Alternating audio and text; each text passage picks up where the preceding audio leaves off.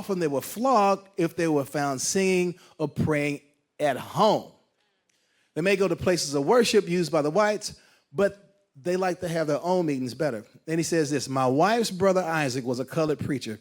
A number of slaves went privately out into the woods to hold meetings, and when they were found out, they were flogged, and each was forced to tell who was there.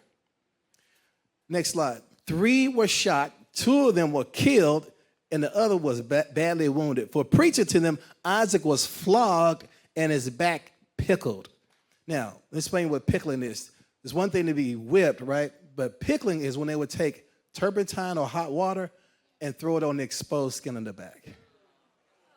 So look at what happened to him. So, and his back was pickled, and when he was nearly well, he was flogged and pickled again. And so on for months. Then his back was suffered to get well, and he was sold. A little while before this, his wife was sold away with an infant at her breast, and out of 6 children, 4 had been sold away one by one at a time. On the way to his buyer's next place where he'd been sold to, he dropped down dead. Isaac died of a broken heart. Right? So, this man, for sneaking off to pray in the woods, 3 of the people that were with him were shot and killed. And then for preaching to him, he was flogged and his back pickled. Then when his back healed, they did it again.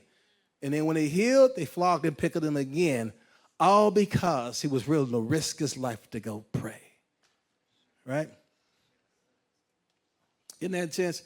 Look at Candace Richardson. Here's what she says in her account. She said, my friend's husband was beat often for going off to pray.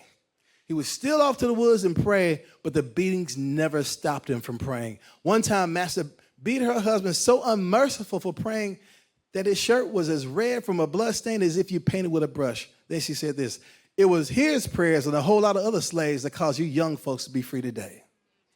Isn't that powerful?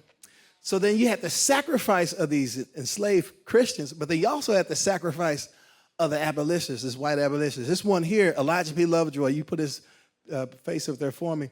Elijah P. Lovejoy was a preacher, a pastor in Alton, Illinois, but when a slave was beat to death and nobody else cared about it, he decided to take up the cause of seeing slavery come to an end. And so he bought this new thing called a printing press.